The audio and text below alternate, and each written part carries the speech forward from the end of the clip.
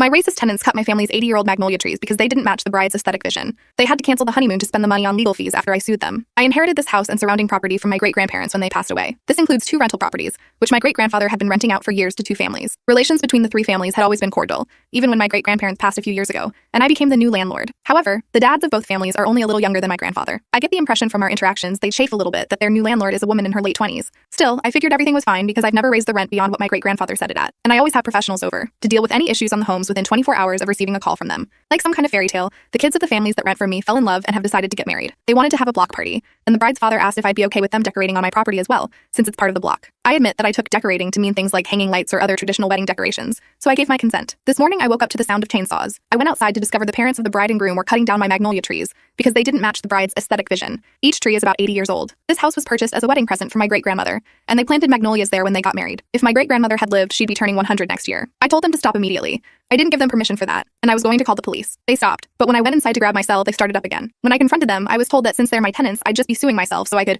suck it up, buttercup. I admit I was more than a little intimidated by a group of men with chainsaws. I went back in my house while they continued cutting and called the police, who came out and told them to stop and gave them tickets, but they started up again once the police were gone. I called the police again, and they haven't come back out yet. I've also already called an arborist friend of mine to come out and do an assessment immediately.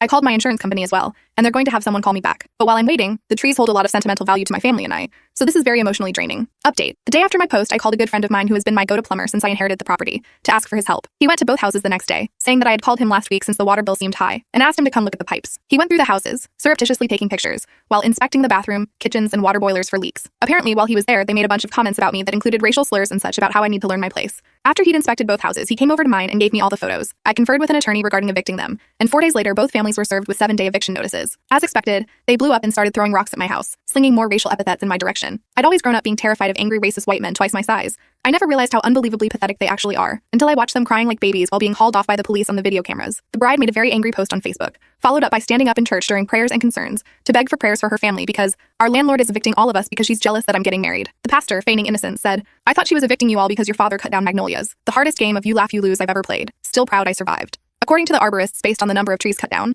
the number of trees damaged beyond repair, and how old those trees were, the value of the trees alone is more than I could sell all 3 houses for in the current housing market around here. Then the attorney started talking about how the damages are multiplied, and I would be quite happy with half that number. They did in fact destroy the houses as best they could.